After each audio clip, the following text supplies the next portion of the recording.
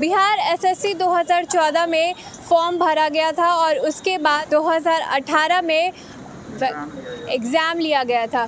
सब सारे चीज़ों की डॉक्यूमेंट्री वेरीफाई भी कर दी गई थी, लेकिन उसके बावजूद बहुत से छात्रों को नौकरी नहीं मिल पाई। तो इस बीच हमारे साथ एक स्टूडेंट यहाँ पे मौजूद है जिनसे हम बातचीत करेंगे और स्थिति का आकलन करने की कोशिश करेंगे। तो चलिए हमारे साथ। हाँ भैया, आपका नाम क्या है? मेरा नाम बिट्टू कुमार हुआ। तो आप इस पे क्या कहना चाहेंगे? बिहार कर्मचारी आयोग द्वारा 2014 में वैकेंसी निकाली गई थी और हम लोग को फाइनल मेरिट से, जो कि 2022 में इसका फाइनल रिजल्ट दिया गया और उसमें भी 1778 लोगों को सीट रहते हुए भी छांट दिया गया है। और हम लोग को आज तक जितने भी मुख्यमंत्री हो गया, तेजस्वी जी हो गए, जितने भी लोग नेता लोग मंत्री लोग से मिले हैं, बस आश्वासन पे आश्वासन मिला है, उसके सिवा हम लोग को कुछ नहीं दिया गया है। तेजस्वी जी बोलते हैं कि हम 10 लाख रोज़गार देंगे, सीएम नीतीश कुमार जी बोलते हैं कि हम 20 लाख रोज़गार देंगे और 20 लाख रोज़गार के नाम पर युवा को ठगा जा रहा है यहाँ पे। इसी का नतीजा है कि पहले आप 1778 लोगों को रोज़गार दीजिए, उसके बाद इससे श्री गणेश करिए, उसके बाद आप बात करिए कि हम 20 लाख देंगे कि 18 लाख देंगे कि 10 लाख देंगे।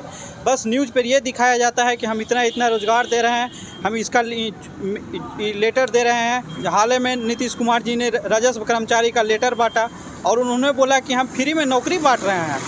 ये उनको पता ही नहीं है कि ये 2014 की वैकेंसी है, जिसमें अभी तक इसका प्रक्रिया लंबित ही है। लोगों हैं जो यहाँ पे छटे हुए हैं, 1778 लोग लड़का लोग हैं, उसका एज भी ख़त्म हो गया है।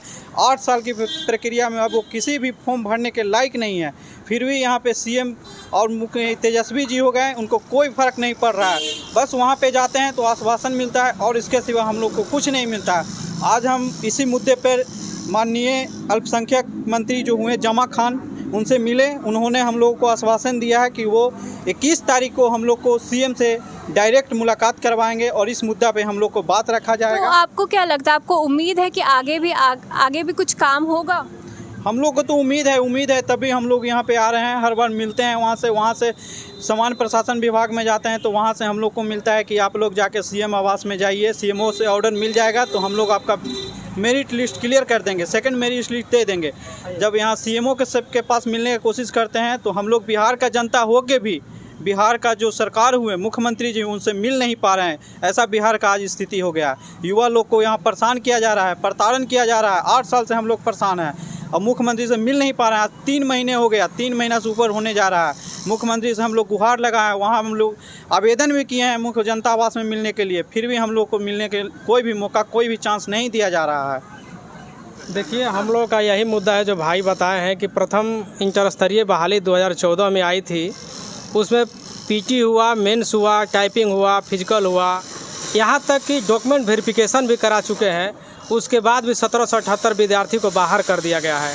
यह करके बाहर कर दिया गया है कि पद प्राथमिकता के आधार पर योग्य नहीं है।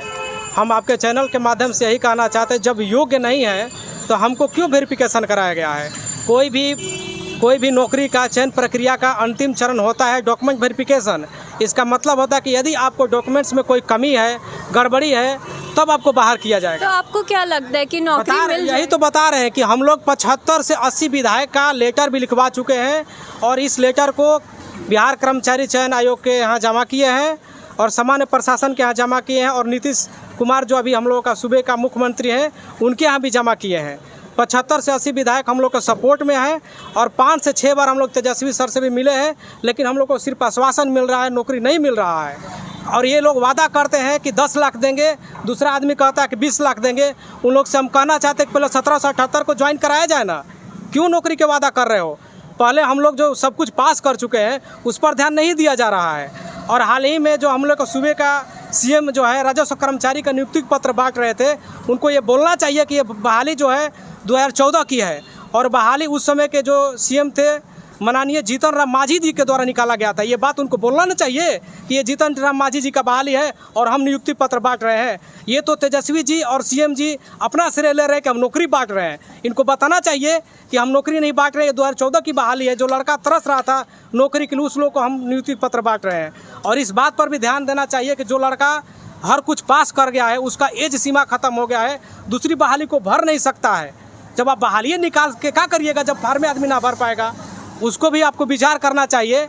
और फिलहाल अभी तुरंत हम लोग माननीय कल्याण मंत्री जमा खान साहब से मिल करके आए हैं। वो भी आश्वासन दिए हैं और बोले हैं कि हम 21 अक्टूबर को डायरेक्ट आप लोगों को सीएम से मिलवाएंगे। इस मुद्दे को जहां तक होगा हम मदद करेंगे। और उन्होंने जब बीजेपी के साथ थे कल्याण मंत्री, उस समय भी लेटर लिखे थे सीएम के पास, आयोग के पास, सामान्य प्रशासन के पास। और आज भी जब आरजेडी के साथ हैं तब पर भी लेटर लिखे हैं सीएम के पास, सामान्य प्रशासन और आयोग के पास।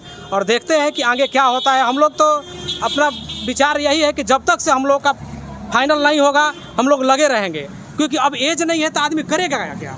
जब आदमी फार्मे नहीं भरेगा तो क्या कर सकता है। ये लोग को वादा करने से थोड़ी होगा। 10 लाख 20 लाख मुंह में रोजगार देने से हो जाएगा। जो सब कुछ पास कर गया उसको ज्वाइनिंग कराए ना। हम लोग को बाहर कर दिया गया है।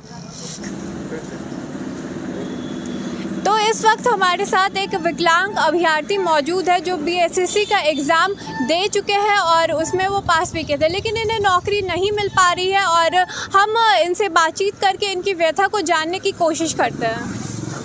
ये विज्ञापन 2014 की है। इसमें हम लोग पीटी मेंस स्टेनो टाइपिंग हर चीज़ पास कर चुके हैं। उसके बाद हम लोग को 1778 स्टूडेंट को बाहर कर दिया गया है कि आप लोग एलिजिबल नहीं है, पद प्राथमिकता के आधार पर आप लोग नहीं है। जब हर चीज़ें हम लोग मतलब पास कर गए हैं, काउंसलिंग करा लिए हैं, तो बाहर करने का तो कोई सवाल ही नहीं उठता है। उसके बाद भी आयोग हम लोग को कोई सुन नहीं रहा है और बाहर कर दिया है। और सरकार से, मुख्यमंत्री से यही गुजारिश है कि हम लोग 1778 कैंडिडेट्स को जल्द से जल्द न्याय दिलाए। और आपने प्रोटेस्ट करने की कोशिश की? हाँ, प्रोटेस्ट मैंने तो 10-15 बार बीएसएससी कार्यालय के बाहर किया है। उसके बाद आयोग के द्वारा यही बोला जाता है कि आप लोग किसी के पास जाइएगा, सीएमओ के पास भी जाइएगा तो आप लोगों को कुछ होने वाला नहीं। तो आप इस मुद्दे को लेकर के हाई कोर्ट में गए हैं? नहीं, अभी तो न्यायालय में हम लोग गए नहीं हैं, लेकिन अभी हम लोग जो है कि मुख्यमंत्री से मिलने का हम लोग मंत्री से तो हम लोग बहुत मिले हैं, लेकिन मुख्यमंत्री श्री नीतीश कुमार से हम लोग मिलने का बहुत कोशिश कर रहे हैं, लेकिन मिल नहीं पा रहे हैं। तो आपको क्या उम्मीद है हमारे मुख्यमंत्री से कि वो आगे काम करेंगे, इस चीज़ को देखेंगे, इस मुद्दे को उठाएंगे?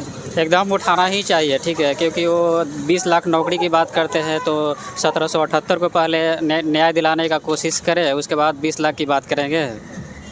पहले 1778 को हम लोग को न्याय दिलाए, उसके बाद 20 लाख की बात करें। और आपको और क्या क्या समस्याएं देखने को मिल रही हैं? समस्या यही है कि हम लोग को बहुत दौड़ना पड़ रहा है, नेताओं के दरवाज़ा खटखटाने पड़ रहे हैं, कोई सुनने वाला नहीं है। कोई मंत्री, मतलब इतना विधायक 75 से 80 लेटर हम लोग विधायक का लिखवा चुके हैं, उसके बाद भी हम लोग को कुछ नहीं हो रहा है।